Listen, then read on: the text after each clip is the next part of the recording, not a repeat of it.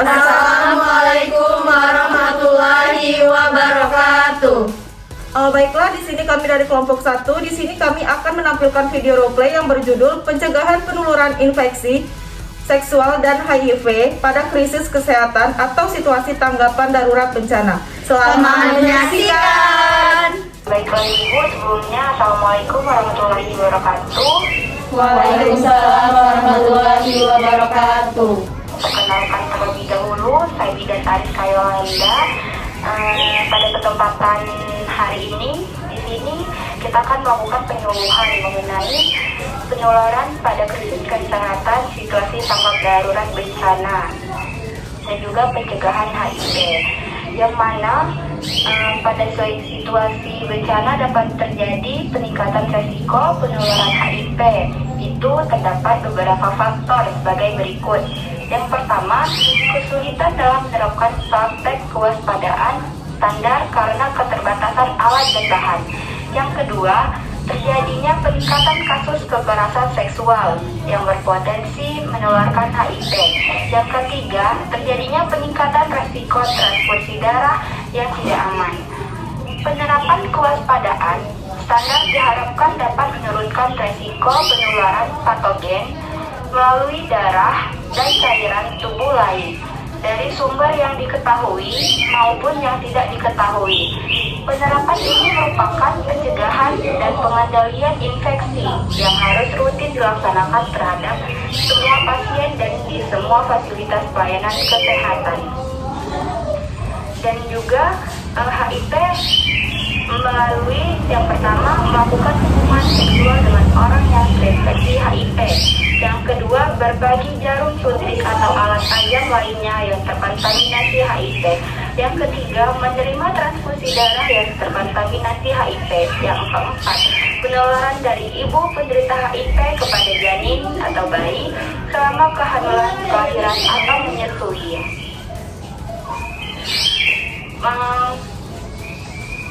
Kewaspadaan standar itu penerapan kewaspadaan standar diharapkan dapat menurunkan resiko penularan patogen melalui darah dan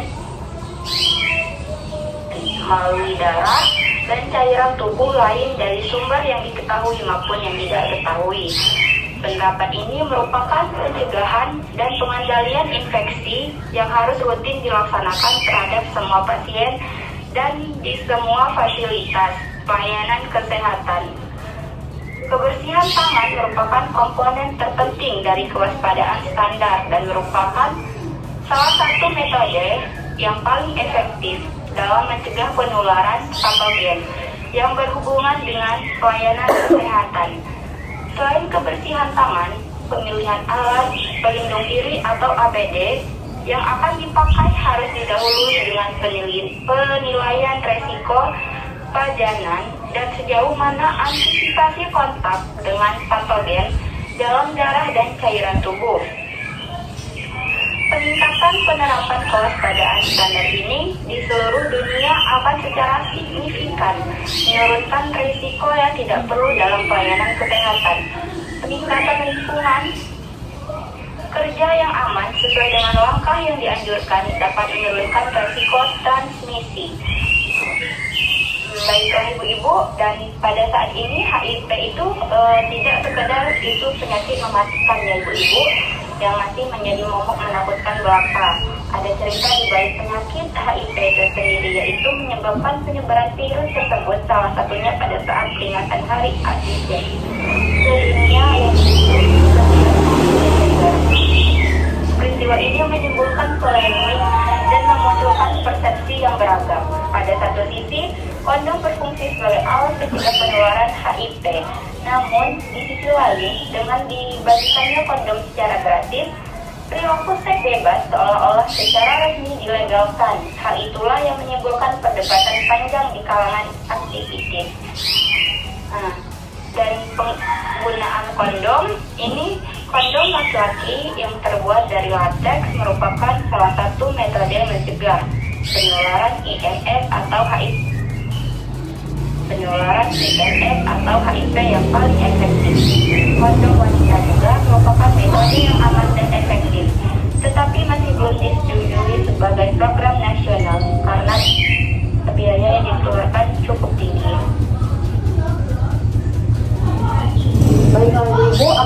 apakah ada yang ingin ditanyakan atas penjelasan saya tadi mengenai HIP?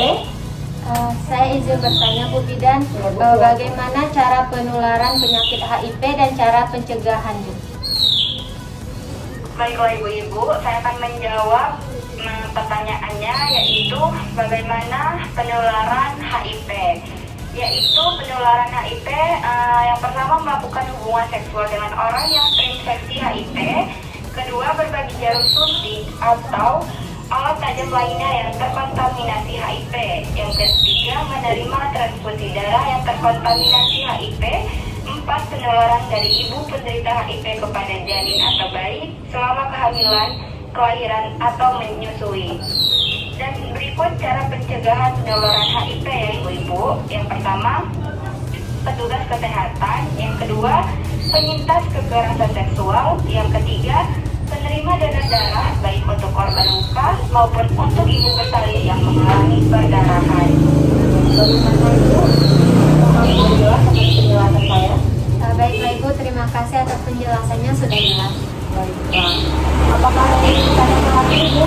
Tidak ada penjelasan. Baik, jika tidak ada, saya akhiri ya Bu ya. Saya mohon pamit. Assalamualaikum warahmatullahi wabarakatuh. Waalaikumsalam warahmatullahi wabarakatuh. Baiklah, itulah tadi video dari kelompok kami. Kami akhiri. Wassalamualaikum warahmatullahi wabarakatuh.